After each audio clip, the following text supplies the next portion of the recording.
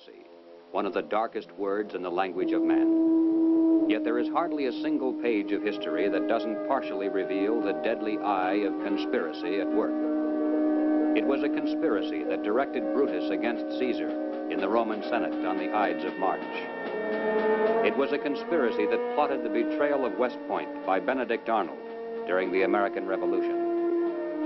It was a conspiracy that led John Wilkes Booth to the assassination of President Lincoln on Good Friday, 1865. The past record of man is burdened with accounts of assassinations, secret combines, palace plots, and betrayals in war. The tenet of conspiracy has been a dominant force in all history. But in spite of this clear record, an amazing number of people have begun to scoff at the possibility of conspiracy at work today. They dismiss such an idea merely as a conspiratorial view of history. The purpose of this presentation is to show that the conspiratorial view of history, particularly of recent history, is the correct view. That there is a secret and powerful combine at work today, that it constitutes the unseen government of the United States, and that it properly can be identified as the capitalist conspiracy.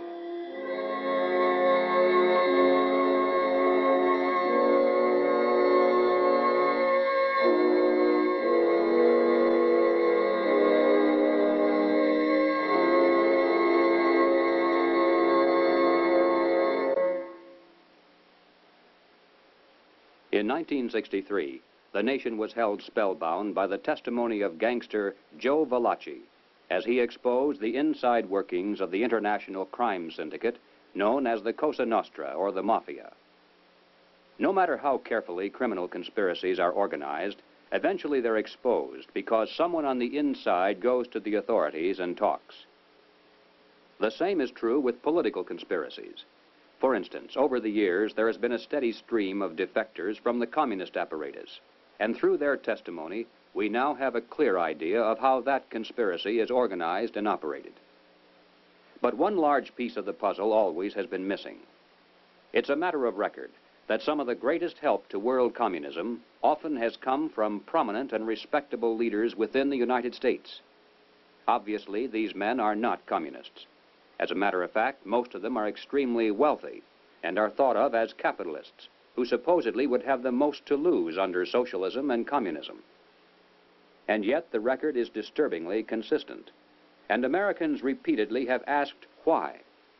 Why have some of the richest people in the United States, both in and outside of government, aligned themselves with leftist policies that would appear to be the path to their own destruction?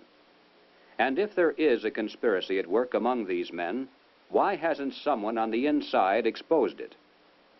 The answer is, someone has.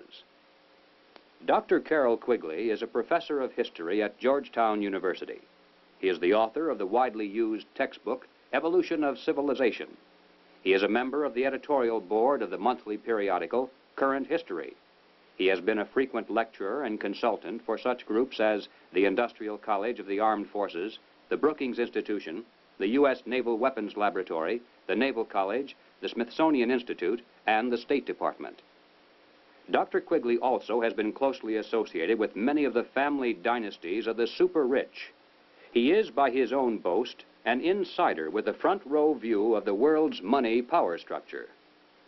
When Dr. Quigley wrote this 1,300-page book of dry history entitled Tragedy and Hope, it was obvious that it would never be read by the masses.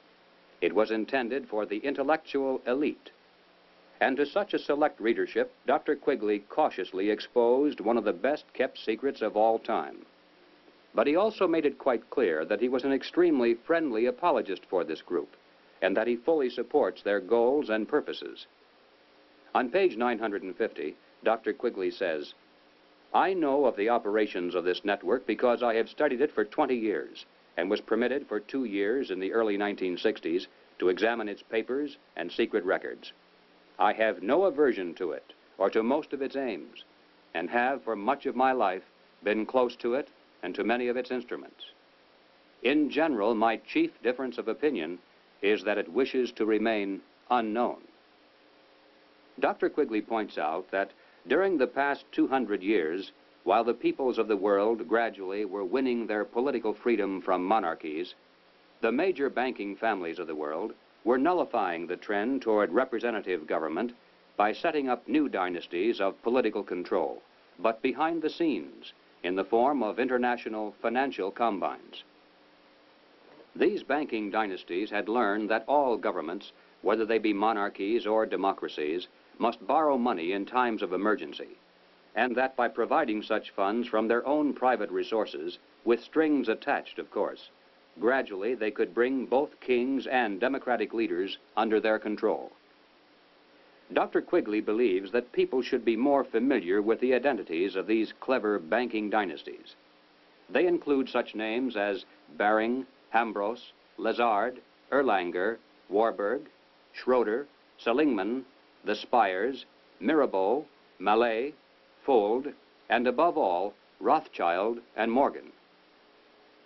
It should be noted that while the Rothschilds and other Jewish families cooperated together in these ventures, this was by no means a Jewish monopoly, as some have alleged. Men of finance of many nationalities and many religious and non-religious backgrounds collaborated together to create this superstructure of hidden power. Its essence was not race, nor religion, nor nationality. It was simply a passion for control over other human beings. Dr. Quigley identifies this group simply as the international bankers. These are not the same as the local commercial bankers with whom we deal in everyday life. International bankers deal not with the general public, but with the industrial giants of the world, with other financial institutions, and especially with governments. The key to their success has been to control and manipulate the money system of a nation, while letting it appear to be controlled by the government. The net effect is to create money out of nothing, lend it to the government, and then collect interest on it.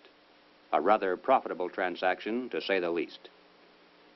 For example, in 1694, international banker William Patterson obtained the charter of the Bank of England, and the power over England's money system fell into private hands. In a boastful mood, Patterson said, "The bank hath benefit of interest on all monies which it creates out of nothing." 230 years later, Reginald Mackina, British Chancellor of the Exchequer, said, "The banks can and do create money, and they who control the credit of the nation direct the policy of governments and hold in the hollow of their hands the destiny of the people."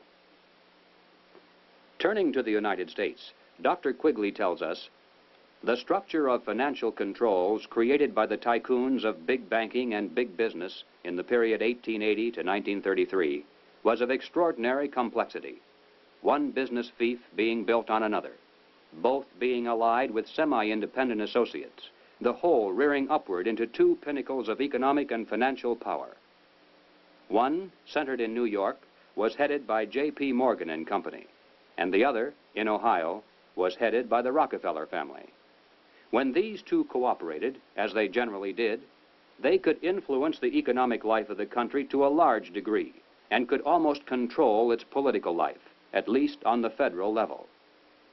In the United States, it was inevitable that the international banking interests would attempt to establish the same kind of private monopoly over the money system that they had achieved in England, France, Germany, Italy, and Switzerland. The same formula would be used: make it look like a government operation, but keep the control in private hands. John D. Rockefeller had purchased the Chase Bank, and his brother William bought the National City Bank of New York. The Rockefeller Chase Bank was later merged with the Warburg's Manhattan Bank to form the Chase Manhattan, one of the most powerful financial combines in the world today. Acting in concert with the Morgan banking dynasty, they spent untold millions of dollars to promote legislation that would grant to them a private franchise over this nation's money system. To sell this scheme to the voters, the monopolists created the propaganda line that the proposed banking law somehow would work against the monopolies. Politicians took up the cry, "Banking reform," and "Down with Wall Street." And then, to make it look convincing, the financial tycoons publicly pretended to oppose the measure, all the while financing it behind the scenes. On December 22, 1913, the Federal Reserve Act finally was passed into law. Something known as the Federal Reserve System came into being, and with it, total control over the nation's money fell into private hands.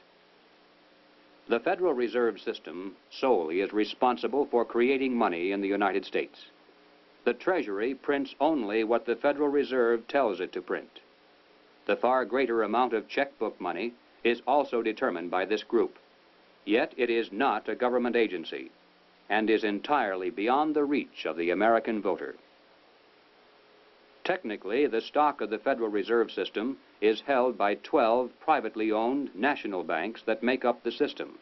These, in turn, are owned primarily by the private banking dynasties that work so hard to bring that system into being. By law, the 7 members of the Federal Reserve Board are appointed by the President for a term of 14 years each. In spite of the incredible length of these appointments, nevertheless, they're supposed to create the illusion that the people, acting through their elected leaders, have some voice in the nation's monetary policies. In practice, however, every president since the beginning of the Federal Reserve System has appointed only those men who were congenial to the financial interests of the international banking dynasties. There have been no exceptions. It is now known that the original Federal Reserve Board was handpicked by Colonel Edward Mandell House, who early in his career had represented British and American banking interests. The intimate papers of Colonel House, edited by Charles Seymour, reveal House as the unseen guardian angel of the Federal Reserve System. In the words of Mr. Seymour, the Schiffs, the Warburgs, the Kahns, the Rockefellers, and the Morgans had faith in House. In 1912, Colonel House authored this book entitled Philip Drew, Administrator. The hero, a thinly disguised version of himself in real life, was a behind-the-scenes manipulator of prominent political figures. In the disguised form of a novel, the book lays bare the general strategy that has been followed ever since, even to the very present. It tells of how a small group of insiders cause a depression and then bring about the election of a man named Rockland. Rockland gives fireside chats and launches a program called the New Era to strengthen government control over the masses. Eventually, the insiders who control the government weaken the country deliberately to the point of civil war, which provides them with the excuse for establishing a dictatorship under Philip Drew. Colonel House was the man who selected Woodrow Wilson as a presidential candidate and later became his principal advisor. Wilson was totally dependent on House for all political decisions. He was his alter ego. The president himself had written, "Mr. House is my second personality. He is my independent self. His thoughts and mine are one. If I were in his place, I would do just as he suggested." When the federal government goes into debt, it borrows that money from the Federal Reserve System. The national debt presently is at the 400 billion mark. Just to pay the interest on this debt, taxpayers are forced to contribute over $20 billion every year. And remember, that is interest on money created out of nothing. At National Convention time, $20 billion can determine far more politics than all the shouting and placard waving and brass bands combined. And one can only imagine the economic and political pressures that are brought to bear on a candidate seeking public office. Pressures and commitments to make sure that if elected, the new president will make the correct appointments, not only to the Federal Reserve Board, but also to ambassadorial posts, government agencies, the cabinet, and even the Supreme Court. This is why, through the years, administrations change, party labels change, but major policies do not. In 1870, a wealthy British socialist by the name of John Ruskin was appointed as Professor of Fine Arts at Oxford University in London. He taught his students that the state must take control of the means of production and organize them for the good of the community as a whole. But he advocated placing control of the state into the hands of a single dictator. He said, "My continual aim has been to show the eternal superiority of some men to others, sometimes even of one man to all others." Dr. Quigley tells us, Ruskin spoke to the Oxford undergraduates as members of the privileged ruling class. He told them that they were the possessors of a magnificent tradition of education, beauty, rule of law, freedom, decency, and self-discipline, but that this tradition could not be saved unless it could be extended to the lower classes in England itself and to the non-English masses throughout the world. Ruskin's message had a sensational impact. His inaugural lecture was copied out in longhand by one undergraduate, Cecil Rhodes, who kept it with him for 30 years. Cecil Rhodes made one of the world's greatest fortunes. With help from international bankers, he was able to establish a virtual monopoly over all the diamonds that came from South Africa, and most of the gold as well. Throughout his entire life, Cecil Rhodes spent most of his vast income to promote the ruling class ideas of John Ruskin. Many people are familiar with the world-famous Rhodes Scholarships, which were established to promote the less controversial aspects of John Ruskin's dream. But very few are familiar with the fact that in 1891, Cecil Rhodes established a secret society to promote the rest of that dream. Dr. Quigley explains, in this secret society, Rhodes was to be leader. Stead, Brett, Lord Esher, and Milner were to form an executive committee. Arthur Lord Balfour, Sir Harry Johnston, Lord Rothschild, Albert Lord Grey, and others were listed as potential members of a circle of initiates, while there was to be an outer circle known as the Association of Helpers, later organized by Milner as the Round Table Organization. Here, then, was the classic pattern of political conspiracies throughout all history. At the center, usually depicted as the all-seeing eye, there is a tiny group in complete control, with one man as the undisputed leader.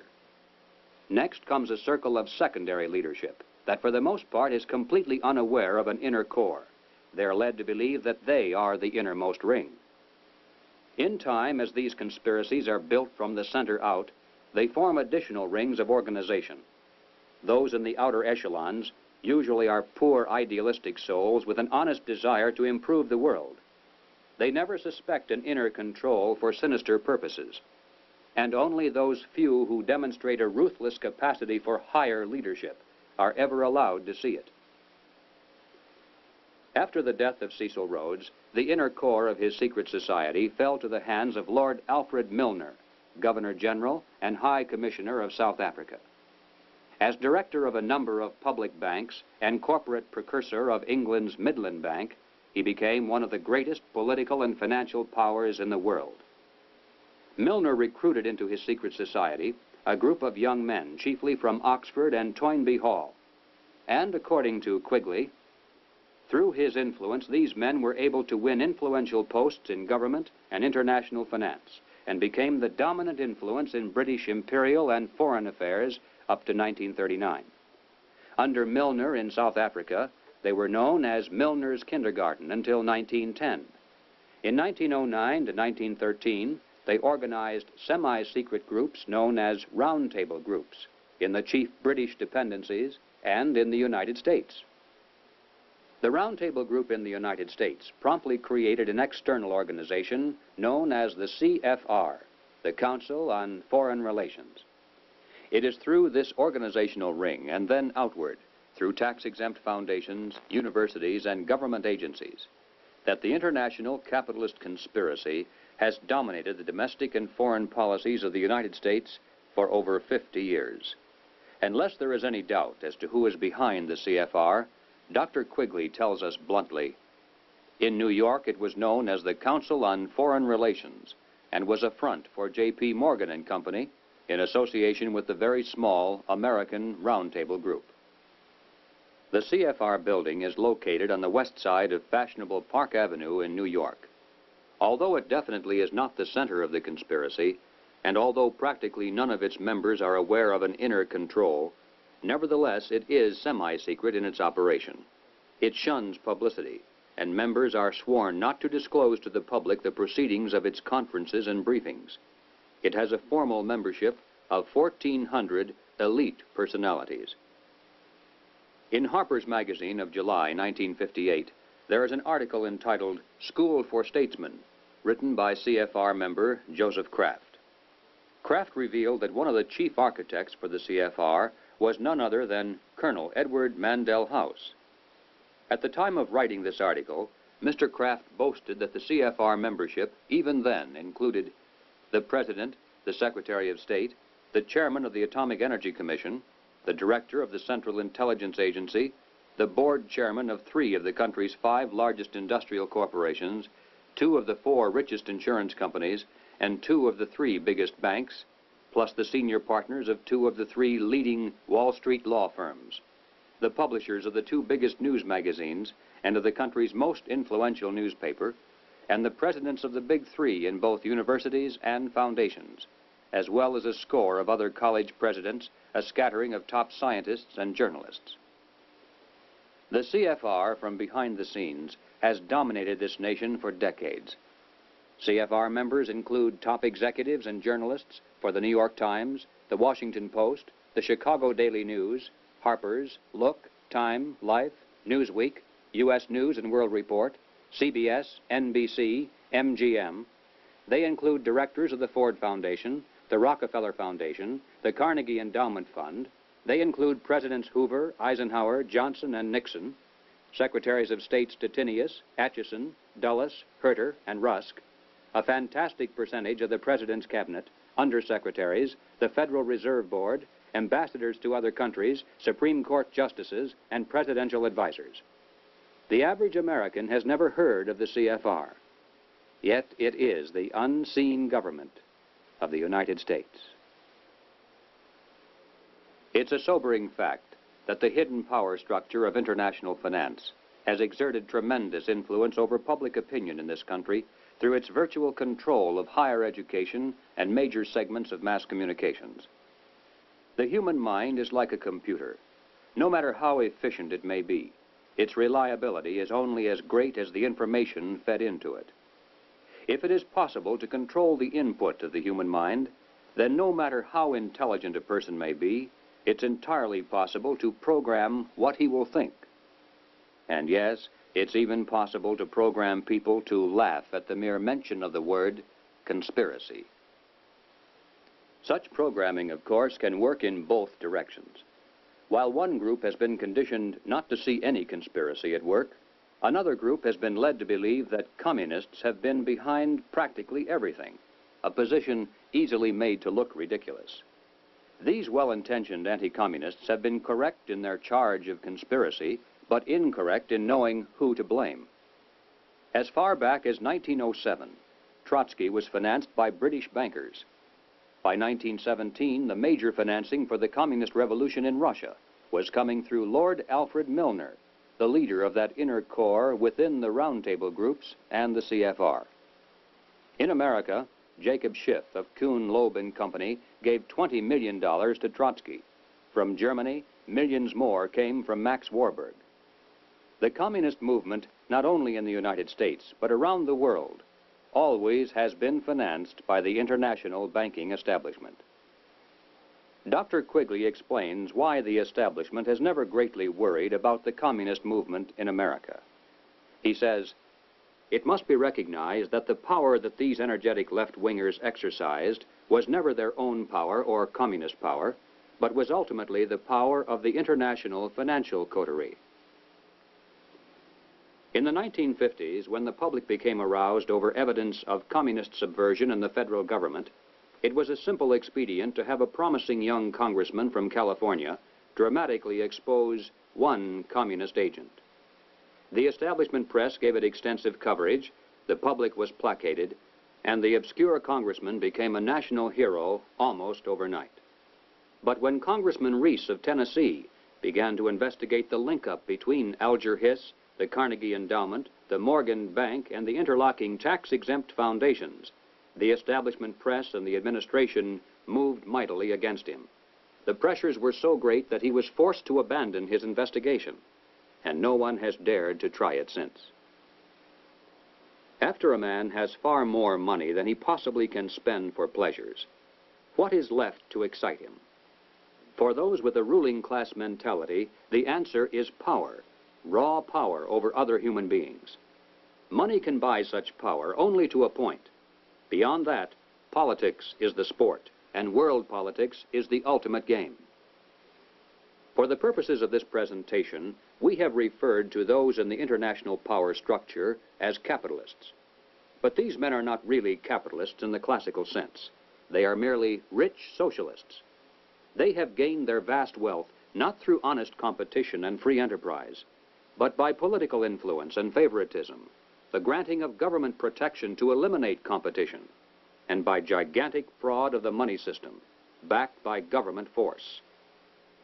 These men are striving to create a world superstate, with the expectation that from behind the scenes, they will be the ones who will rule. Not free enterprise capitalism, but big government is the conspiracy's life force. World government is its ultimate goal. But what is the best way to sell big government and then world government to a people like ours, historically devoted to an independent republic of limited powers? The answer is simple. In revolutionary literature, the tactic is known as pressure from above and below. It's the strategy that Colonel House laid down in his book, Philip Drew, Administrator. Deliberately create problems, and then offer only those solutions that result in the expansion of government. Create conditions so frightful at home and abroad that the abandonment of personal liberties and national sovereignty will appear as a reasonable price for a return to domestic tranquility and world peace. If those who seek world dominion can stimulate leftist mobs into violent confrontation with local law enforcement, and also provide exhaustive news coverage so that the entire nation can see and tremble, then the peaceful and freedom-loving majority can be programmed to accept a vast expansion of government powers and even a national police force, offered supposedly to end the violence. If those who seek world dominion can raise the specter of an enemy armed to the teeth with superior atomic weapons on the verge of launching a nuclear holocaust, and also offer world government as the prevention, then millions of Americans can be programmed to accept the loss of national sovereignty as our last best hope for peace. This is the meaning of pressure from above and below. To put over police state measures at home, they need chaos, crime, and anarchy in the streets. To sell the idea of world government, they need the constant threat of nuclear war. Or, as they say in revolutionary circles, the real action is in the reaction. In 1968, Random House Incorporated published this book by James Coonan, The Strawberry Statement, Notes of a College Revolutionary. Coonan carries the usual New Left credentials and is a classic example of the extent to which a highly intelligent mind can be programmed by the establishment into thinking that it is acting against the establishment. Coonan was one of the leading participants in the first student seizure of an American university, which occurred at Columbia in April of 1968. Initially, the movement was not large and easily could have been stopped by a simple police action. But as usual, the anti-establishment forces received their greatest help from the establishment itself. For several days, police were told not to interfere. Meanwhile, university officials groveled in the face of outrageous propaganda charges, and the media made national heroes of the rebelling students. MGM even made a movie out of Coonan's book. On page 130, Coonan wrote, "In the evening, I went up to the U to check out a strategy meeting. A kid was giving a report on the SDS convention. He said that at the convention, men from Business International roundtables, the meeting sponsored by Business International for their client groups and heads of government, tried to buy up a few radicals. They offered to finance our demonstrations in Chicago. We were also offered ESSO, or Rockefeller money. They want us to make a lot of radical commotion so they can look more in the center as they move to the left." Jerry Kirk, while a student at the University of Chicago, was active in the SDS, the Du Bois Club, the Black Panthers, and the Communist Party. In 1969, Mr. Kirk broke from the party, and the following year testified before the House and Senate Internal Security Committees. Here is what Mr. Kirk has told us. Young people have no conception of the conspiracy's strategy of pressure from above and pressure from below. They have no idea that they're playing into the hands of the establishment they claim to hate. The radicals think they're fighting the forces of the super-rich, like Rockefeller and Ford, and don't realize that it is precisely such forces which are behind their own revolution, financing it and using it for their own purposes. When Stokely Carmichael was head of the militant revolutionary group known as SNCC, he was invited to speak at the University of Chicago. Jerry Kirk, then still a Black Panther, was among those who attended, and here is how he described Carmichael's appearance. Mr. Carmichael was obviously in the middle of something rather important, which made him more nervous and more tense than in the past. He started speaking of things which he said he could not have said before because his research was not finished. He spoke of the false consciousness of many blacks who believed the Jews were the instrument of oppression of blacks. And he made note of the fact that even though many Jewish people, for example in New York, own quite a bit of land, one must understand that the overwhelming percentages of mortgages in Harlem was owned not by Jewish people, but by Morgan Guarantee Trust, the Morgan family, and Chase Manhattan Bank, the Rockefellers. He repeated the line from the song he liked so well. "Something is happening here, but you don't know quite what it is, do you, Mr. Jones?" What he was getting at was that the Jews were simply one strata of society who are themselves being oppressed by people who were much richer and much more powerful. In the agencies of this power, he cited banks, the chief among which were Morgan Guarantee Trust and Chase Manhattan, and the foundations connected with these monoliths. It was not long after this that Stokely Carmichael mysteriously was ousted from both SNCC and the Black Panthers. Apparently, he had learned too much. More and more young radicals are beginning to wake up to the fact that their entire lives have been carefully programmed by the very people who are their hate symbols. They're beginning to realize that their so-called anti-establishment outlook actually is the calculated product of the establishment press, the establishment communications media, the establishment entertainment industry, the establishment schools. Rich men's corporations publish and popularize revolutionary books and songs. Through advertising, rich men's businesses subsidize revolutionary magazines. Rich men's tax-exempt foundations pour millions of dollars into left-wing organizations. The federal establishment in Washington, through agencies like the OEO, provide weekly paychecks to thousands of hardcore revolutionaries. And so we return again to the basic question, why? Why does the establishment publicly condemn but privately support the anti-establishment movement? Former communist Jerry Kirk answers, "The idea is to create a situation where the people are so frightened of the violence all around them that they will throw their hands up in the air and demand, 'Federal government, do something.' And the only choice open will be martial law. The communists, black militants, and revolutionaries will never succeed in overthrowing the government of the United States. But unless they are stopped, they will scare the American people into accepting socialism from Washington and statist rule by the insiders of the establishment.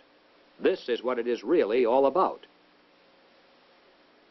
In Bavaria, the year 1786, acting on a tip from an informer, police raided the home of a prominent attorney named von Zwack.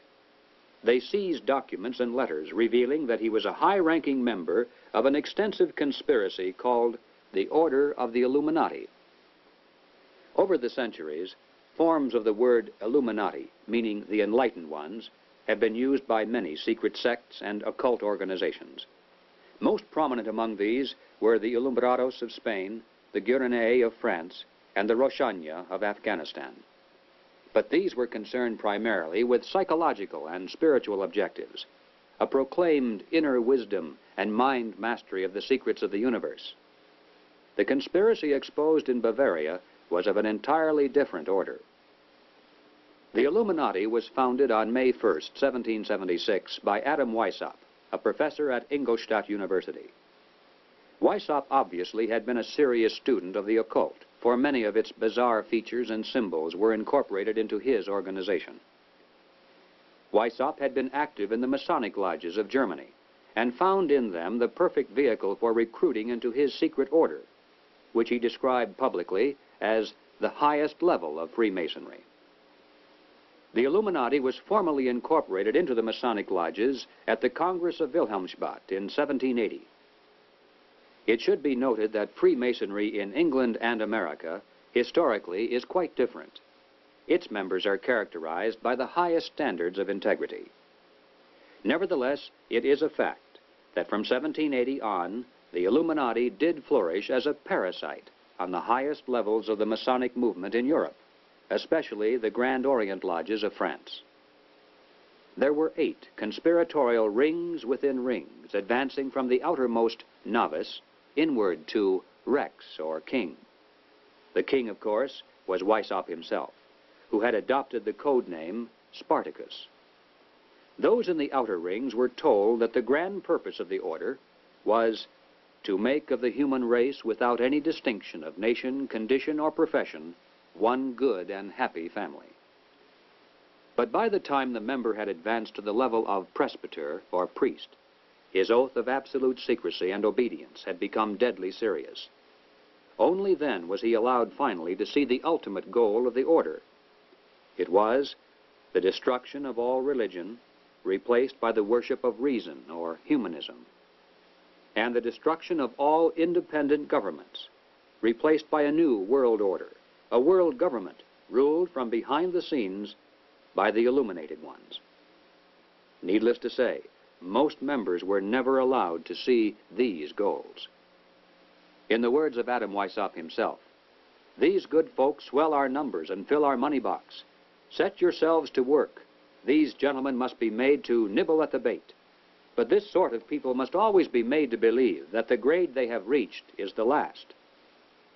The public record of the Illuminati is quite thin, but it does show that before it was exposed briefly in 1786, it had already enjoyed immense success in attracting into its outer rings some of the most prominent men of Europe. Its roster included important names in both government and finance. It was the most important single force behind the French Revolution.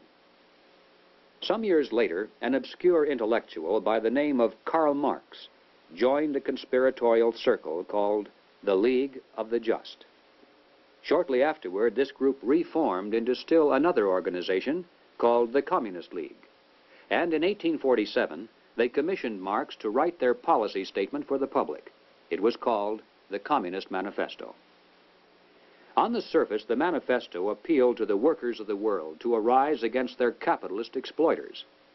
But it should be noted that the project was supervised by Friedrich Engels, a capitalist of substantial wealth. Marx himself was so unimportant that his name didn't even appear on the manifesto for the first 20 years after its publication. In 1920, just 3 years after the Bolsheviks seized Russia, Winston Churchill declared, "From the days of Spartacus Weishaupt to those of Karl Marx, to those of Trotsky, Bela Kun, Rosa Luxemburg, and Emma Goldman, this worldwide conspiracy has been the mainspring of every subversive movement during the 19th century, and now at last has gripped the Russian people by the hair of their heads." Each year, May 1st is celebrated by communists world over as a day of international solidarity. As mentioned previously, the Illuminati also was founded on May 1st. Undoubtedly, this is merely a coincidence. The symbol of the all-seeing eye is closely associated with the Illuminati.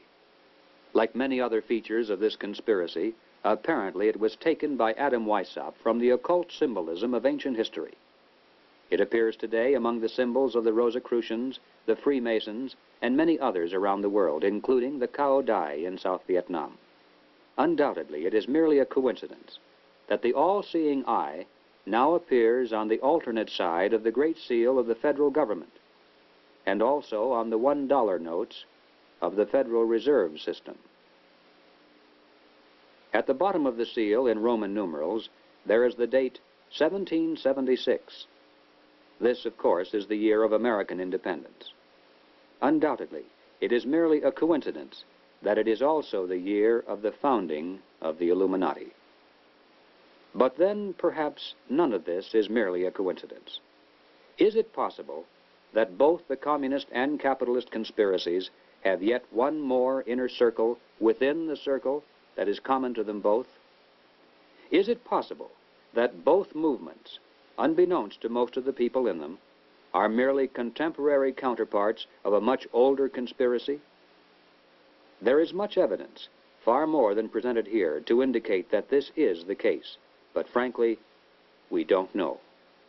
Until someone on the inside of such a master conspiracy decides to reveal its existence today, we simply have no way of finding out.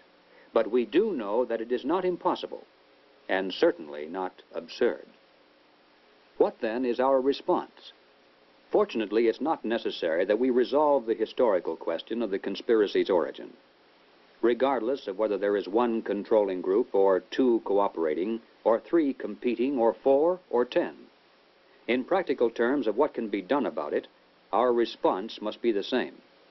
Conspiracy, as it operates at the highest level in the United States today, rests upon two solid foundations and enjoys the protection of shelter. If we could knock out its foundations, it would collapse, and if we could strip away its shelter, it would wither and die. The shelter is secrecy. The foundations are big government and manipulation of money. No conspiracy can stand the light of exposure. No conspiracy can rule the masses without the tool of an extensive government bureaucracy. And certainly no capitalist conspiracy can long survive without control over the nation's money. Expose the conspiracy. Reduce the size of government. Return our money to a standard that cannot be manipulated. This must be our response. In the limited time available, we have attempted to demonstrate that the conspiratorial view of history, particularly of recent history, is the correct view. Let us summarize now 7 major conclusions. 1. There is and has been for some time a conspiracy among some of the richest people in the world. A conspiracy that virtually owns the money systems of the major non-communist nations. This monopoly is protected by the power of the respective governments and is used to perpetuate the conspiracy's vast wealth by the creation of money out of nothing. 2. In the United States, this monetary fraud is perpetuated through the Federal Reserve System. Although the executive branch theoretically has some control over this system through occasional appointments, in reality, it is the system and those behind it who control the executive branch. 3. The capitalist conspiracy in this country surfaces to public view in the form of the semi-secret Council on Foreign Relations. Its members exercise their control over the nation through government, tax-exempt foundations, centers of education, and the mass communications media. 4. On the surface, the capitalist conspiracy appears to oppose communism. It spends billions of dollars in spectacular military displays of anti-communism all around the world, but never to the extent of seriously harming the enemy, and certainly not to the extent of defeating him. Meanwhile, behind the scenes, the conspiracy always has nourished and aided communism both at home and abroad. It does this not because it is pro-communist, but because it needs the appearance of a formidable foe and the chaos byproduct of a managed conflict to advance its own goal of totalitarian world government. 5. There is much evidence indicating that the capitalist and communist conspiracies both are directed by a single master conspiracy which may have continuity with the order of the Illuminati, which was founded 200 years ago. But this historical question is not nearly as important as the immediate question of what can be done about it today. 6. As for our response, we must begin to dismantle the conspiracy's machine of big government. We must restore American independence.